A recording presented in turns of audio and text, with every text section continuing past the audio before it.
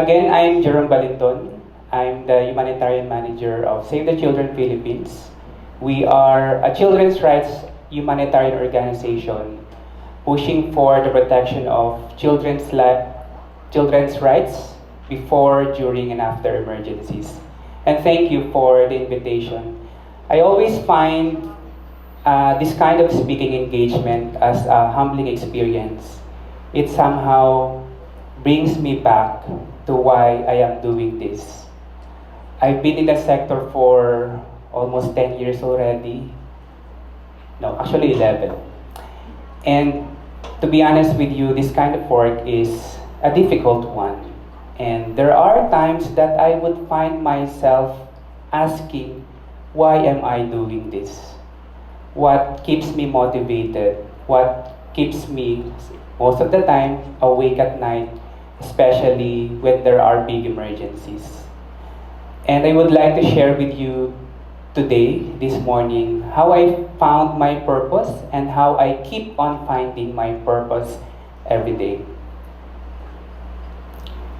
Have you ever wondered why we were born into this world? Or how can I use my talents? What are my talents? How can I use it for others? I know these kind of questions are too difficult to answer, too big to answer in this Saturday morning and April Fool's Day morning. But don't worry, we're not gonna, answer all these questions. But I would like you to reflect on bakit nga ba tayo nandito sa mundong to? What are my purpose in life? Why am I doing this? Why do I have this kind of skills? Why am I in this school? Because eventually, sooner or later, you will find yourselves reflecting on these matters, on these things. I found my reflection time almost 10 years ago. I was 25 and I was in a quarter life crisis. Totoo pala yun, no?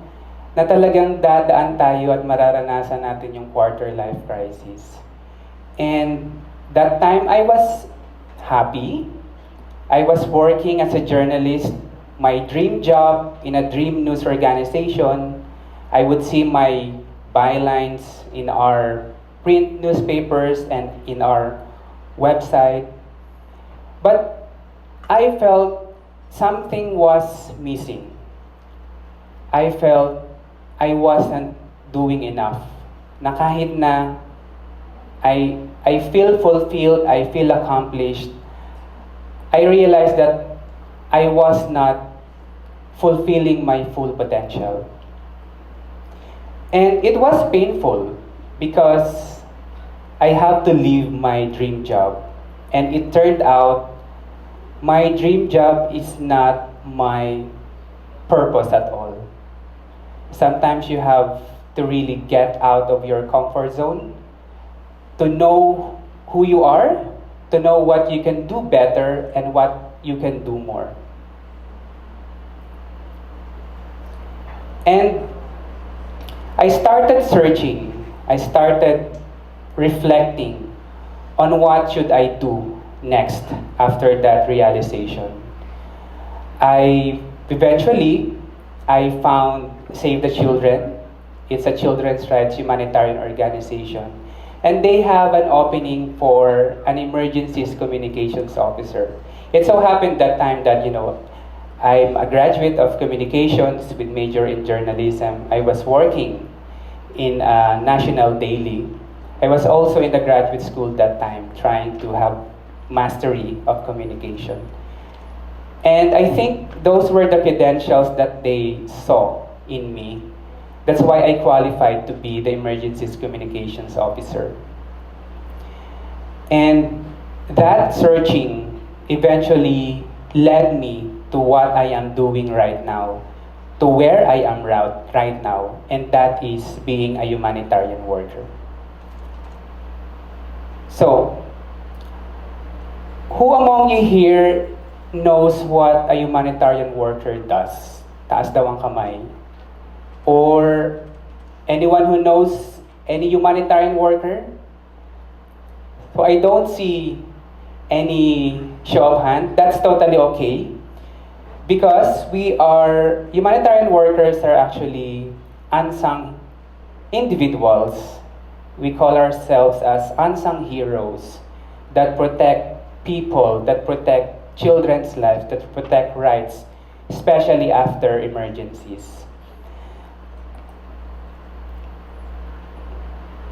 And, sorry.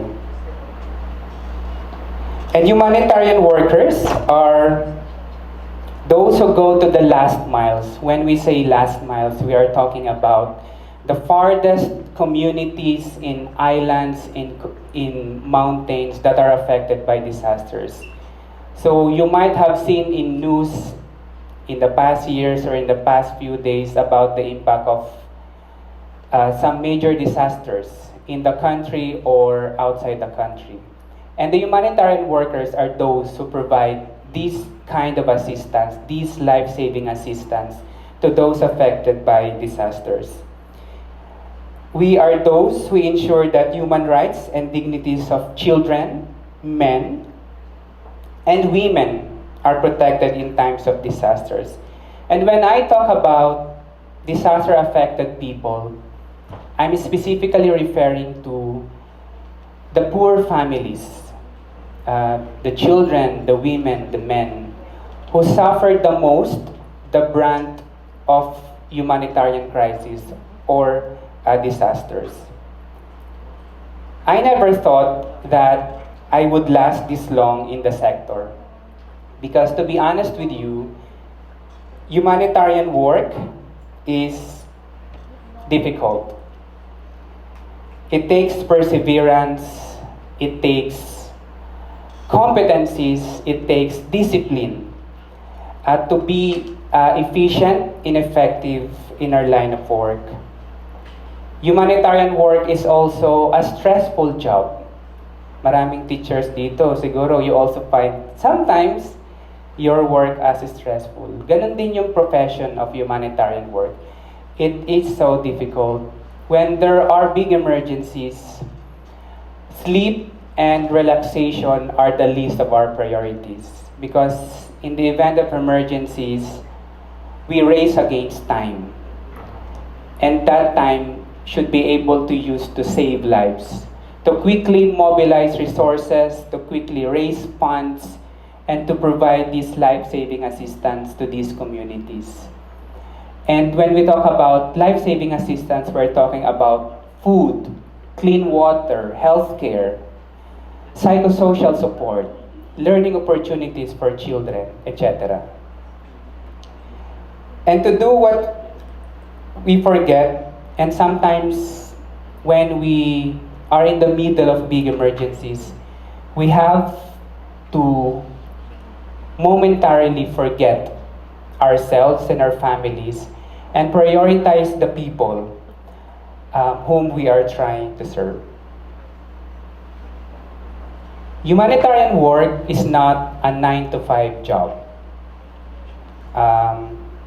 Humanitarian work means working under the scorching heat of the sun. So this was my picture taken near Marawi City in the middle of the war in 2017. So we were trying to set up temporary learning spaces for children because the Marawi children who were displaced from their cities have nowhere to study. So we have to set up temporary learning spaces. Well, this one was taken somewhere in Aurora province, in an IP community or indigenous peoples community. We provide them different kinds of assistance after the major typhoon in 2016.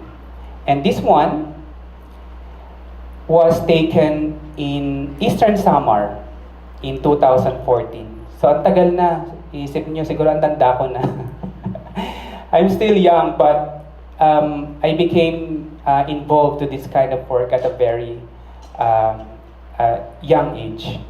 I remember we took a boat for 2 hours to reach this community in that province of Eastern Samar. When the typhoon came, um, they experienced flash flood that damaged their farmlands, that damaged their schools, their houses. I heard Ms. Mijares earlier talk about farming. And farming is also one of the sectors totally affected, totally impacted by disasters. So what I'm saying here is that humanitarian work is not your usual office job. We are not in an air-conditioned office. Sometimes when I'm here in Manila, when I'm in our office in Quezon City, and I would go to our office, I enjoy air condition. But when I go to the field, this is what we do. If we are working under the scorching heat of the sun, we are also working under the pouring rain. So it's really not your usual work environment. It means going the extra miles. It also means spending so many special occasions away from your loved ones.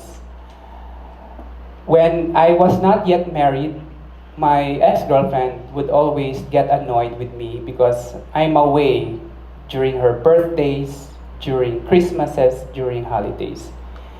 But that's what the job entails. Sometimes you have to be away from the people you love to serve other people who are needing your assistance.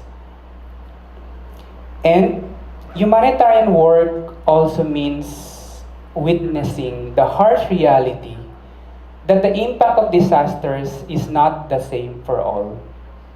Sino na pong mga nakaranas dito na nasira ng bagyo ang mga bahay or mga eskwelahan or nadala ng baha ang mga gamit sa eskwela? Taas daw po ang kamay. So there's one, I can see one. But majority, 99% ay hindi pa. Yun yung mga nangyayari pag may emergencies.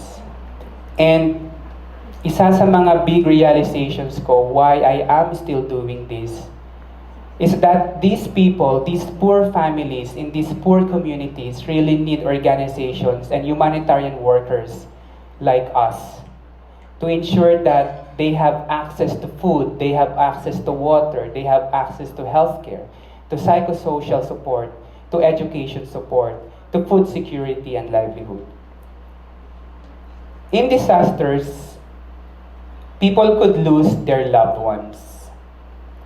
Families would lose their belongings, their houses. I've witnessed a lot of experiences from families affected by earthquake, such as the recent one in Abra last year, Typhoon Yolanda, the Bohol earthquake in 2013, Typhoon Odette in 2021, or Typhoon Paeng in 2022. And families lost their houses because of the flash floods. People would also be displaced from their homes and would need to endure in cramped evacuation centers. Na-imagine nyo ba minsan ang mga sarili nyo na nakikipagsiksikan sa mga hindi nyo kaano-ano in evacuation centers? That's the harsh reality of people affected by disasters. Children would lose their school things that would discourage them from going back to school.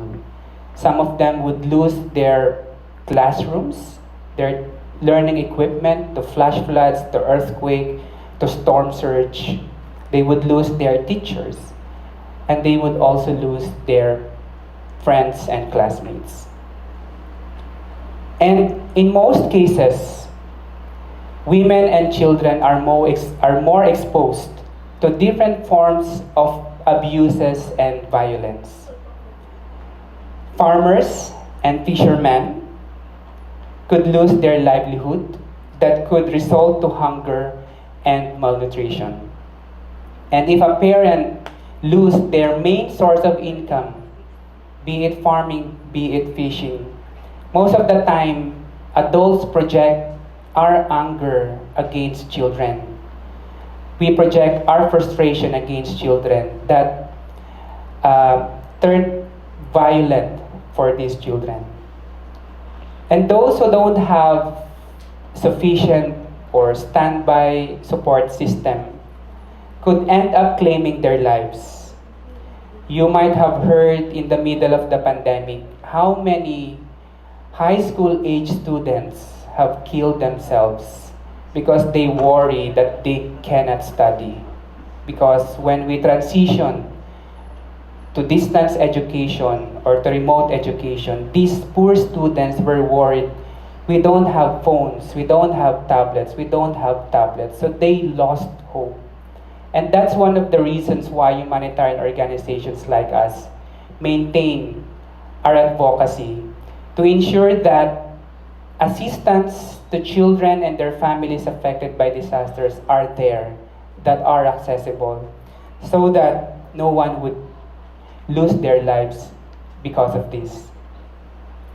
I could go on and on to paint you a picture of the harsh reality of where the disaster affected people suffer from,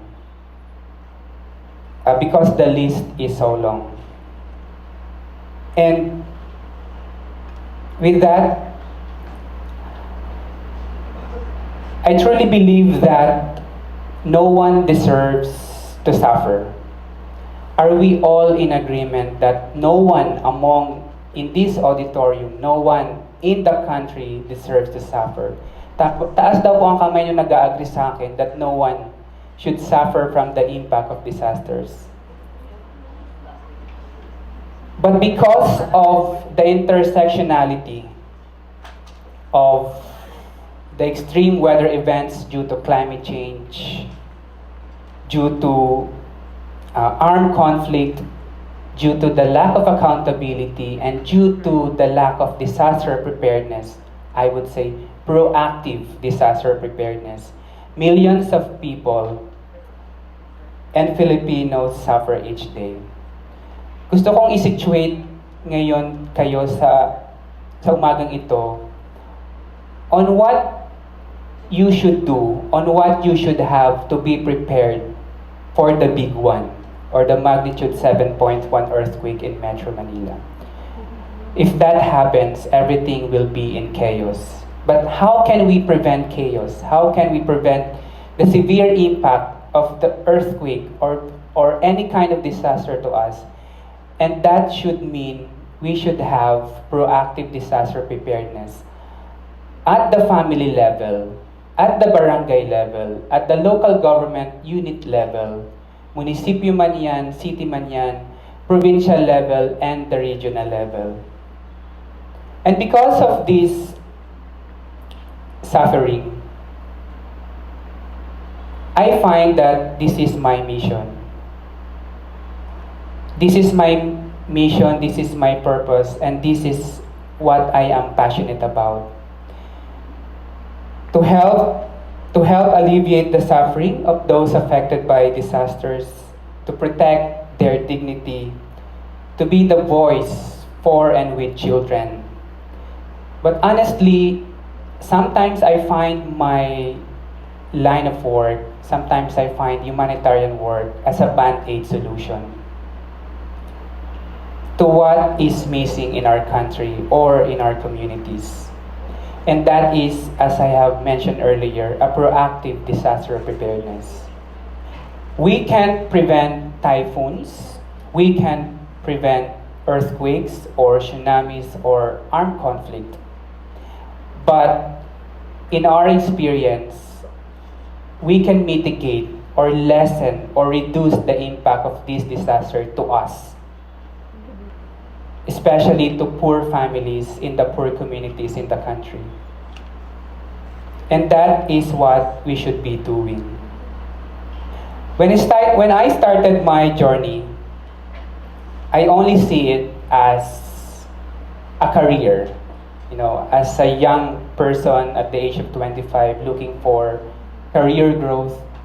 When I entered this line of work, first as an emergencies communication officer, I only see it as my career. But when I had my own son, I started seeing it differently. It's like seeing other children as my own. And since I see them as my own, I want them to enjoy what my son is enjoying. And that is just, being kids, playing, learning, studying, eating, and just doing what you do as children. That's why humanitarian work is close to my heart. It's a mission to protect my son, to protect my wife, and to protect other children. Finding my purpose, finding this motivation that makes me feel fulfilled, that makes me reach my full potential, that makes me reach my and help other people did not happen overnight. So imagine I was 25 years old, already 25 years old, when I realized what I can do better, what I can do more. Finding my purpose was also like a journey where I discovered more of myself. Finding where I'm passionate about. Well, each day, although 10 years ago I discovered that I want to do this, I can do this, each day I still continue to discover more about myself. And one of the realizations that I could share is that finding your purpose, finding your polaris in life, there is no standard formula to that. Mine will be different to yours. Yours will be different to your teachers or your parents or to your classmates. So don't be too hard on yourself if your purpose right now is not yet clear, because it will come to you unexpectedly. And that is what I like about the idea of purpose, or finding your motivation in life, or finding what makes you happy. Sometimes you will feel it intentionally, and there are times that you will find it unexpectedly. You will also find your purpose when the time is right, when there's a need for you, and when you are willing to share yourself to others. Purpose happens when there's self-awareness of what you can do, of what you want to do, and putting your realizations to action by serving others. And I think we have different purposes in this lifetime, in the different phases of our lives. You have different purposes right now as students, as son or daughter of your parents. And you will have your own purposes as professionals and as you grow older. And eventually, you will find this purpose, this passion that will make you happy. That even it is so stressful, that even it is so difficult to do, you will continue doing it because that's what matters to you. That's what makes you happy. And finding purpose, I hope